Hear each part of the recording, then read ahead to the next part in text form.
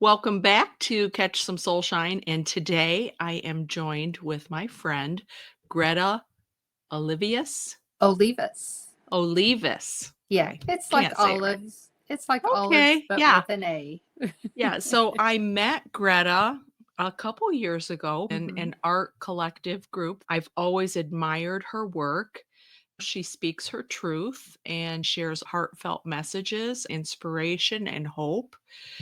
I'd like you to introduce yourself and tell everybody about you and what you do. Thank you for having me on your podcast. My background is I've always been an artist. Life happened, put it off, and at a certain point, I met an artist that said, if you want to be an artist, you just do it. I got brave, took a class, and started painting.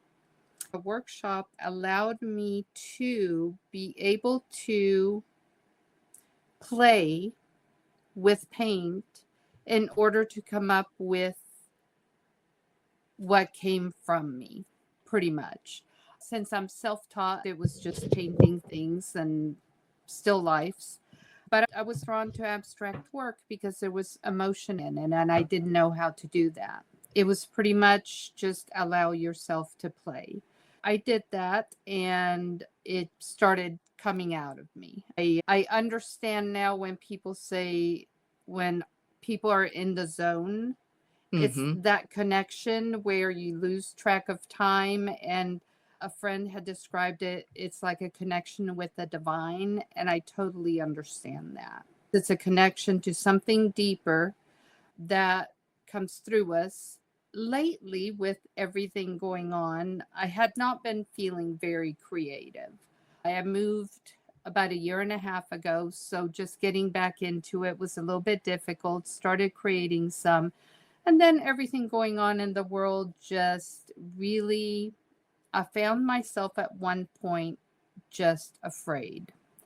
I wanted to curl up into a ball. I came across a book that talked about creativity and anxiety and how when you're in the creative space, you can't be anxious because it uses a totally different part of the brain. I was like, whoa, I really like that and I need it.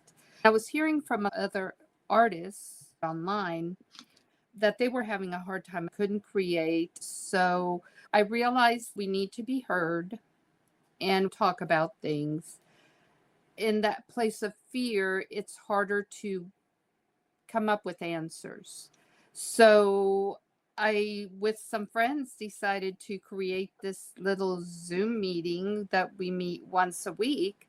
And we doodle, color, use a coloring book or whatever. And we're painting and talking at the same time. It's the same things that get us wound up and scared. We can discuss from a calmer place. I realized this week we did week number 11 of it. So it's been really exciting. We need these safe spaces, and Yeah. it's almost like you're co-creating. And when you are using that part of the brain and processing fear in a healthy way, you're creating different neural pathways. You can process that fear, learn to release it, move forward with Um, your life because we have right here, right now.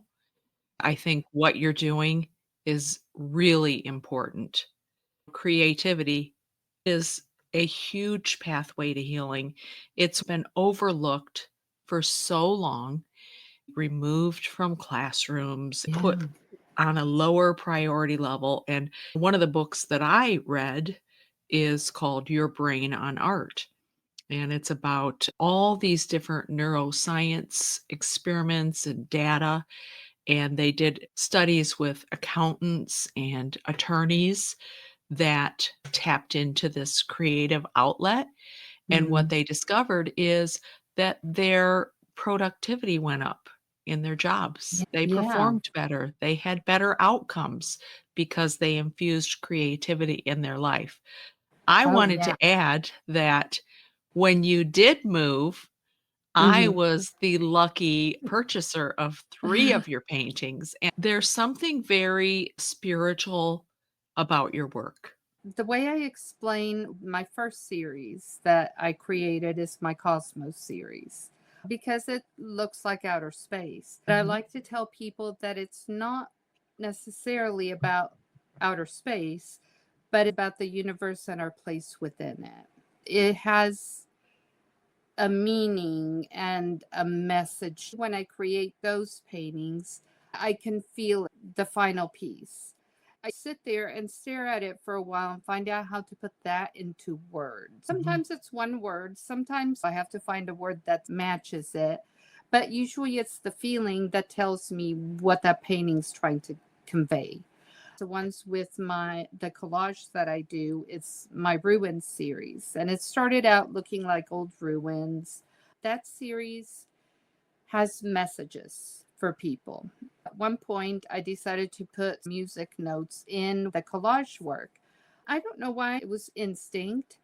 And come to find out years later, when I forgot to put it in one piece that I created out of frustration of things going on in the world, the painting conveyed that I felt like I had no voice. And I was like, oh, the music notes are the voice.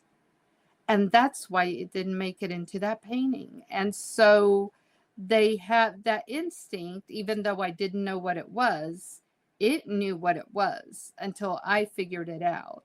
It's something that people connect with and gives someone a message that they Mm. need. I have a third series that's more difficult. It's my ancestral series.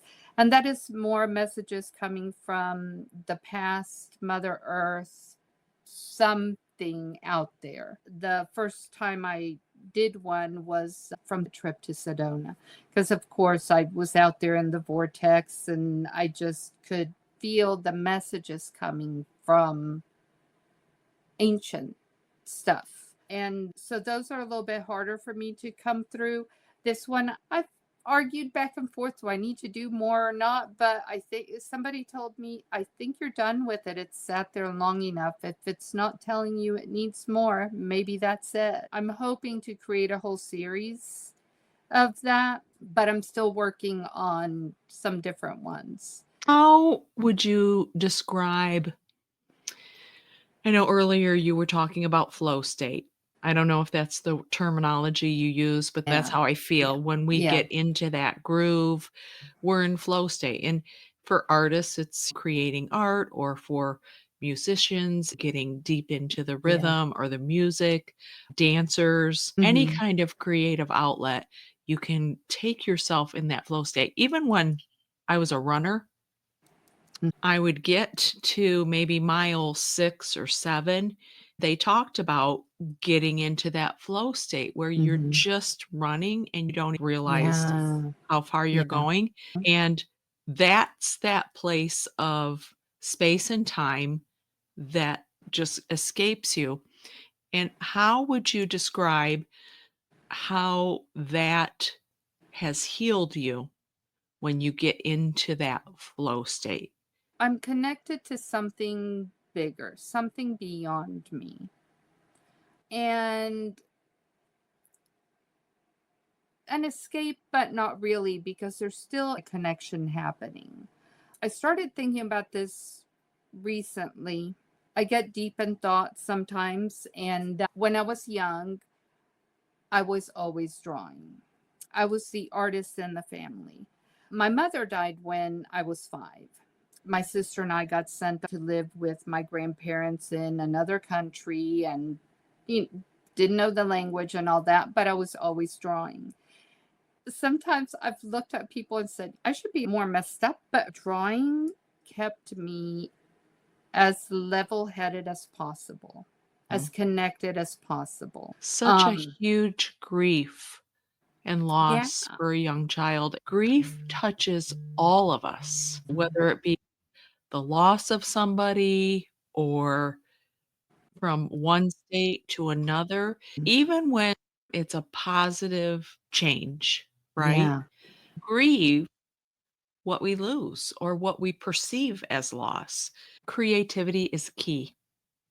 for So, healing. yeah, way to process what's happening because it allows you to process at a different level. About 11 years ago, I got a divorce. During that process, it was a grieving process and I had no idea. At one point, I just told myself, I'm going to do a painting a day. And just that process allowed me to be able to see things differently, allowed to see them not from that deep despair place, but more clearly. It allowed for clarity because you're not thinking in that emotional state. You're thinking more logically, maybe. That's what creativity does. And realizing it now as a child, I was doing that, not realizing that's what I was doing. Sometimes I go, how did my sister and I turn out so different? But that's a huge difference because that's Yeah. what I did. That's how I processed life, drawing. I've been So, listening to Joe Dispenza a lot mm, lately, and he has recently been talking about when you choose solitude, you are choosing a deep form of connection to self and something greater. Meditation is important because it allows your brain to slow down, mm, stop, and create these new pathways of healing. And then he was talking about people that were so conditioned to believe that you need a soulmate, you need to have a partner. And he said that's wired into our genetics because way back when we needed partners because of survival. You needed a tribe, you needed connection, and we still thrive on connection mhm, as human beings. But he said now his research is showing that people who are independent and can stand alone, whether you have a partner or not, are the biggest leaders in our community.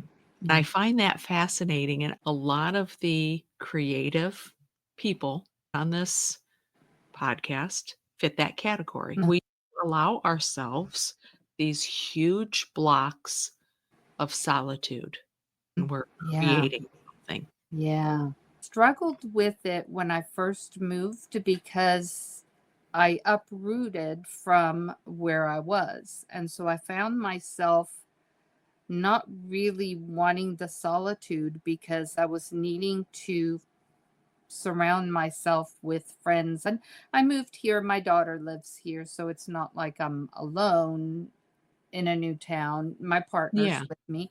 It is like a meditation. Creating art is meditation. It really absolutely. is. I even asked someone that does channeling, could my paintings, I've had people tell me that some of these paintings feel channeled. Is that possible? He goes, oh, absolutely.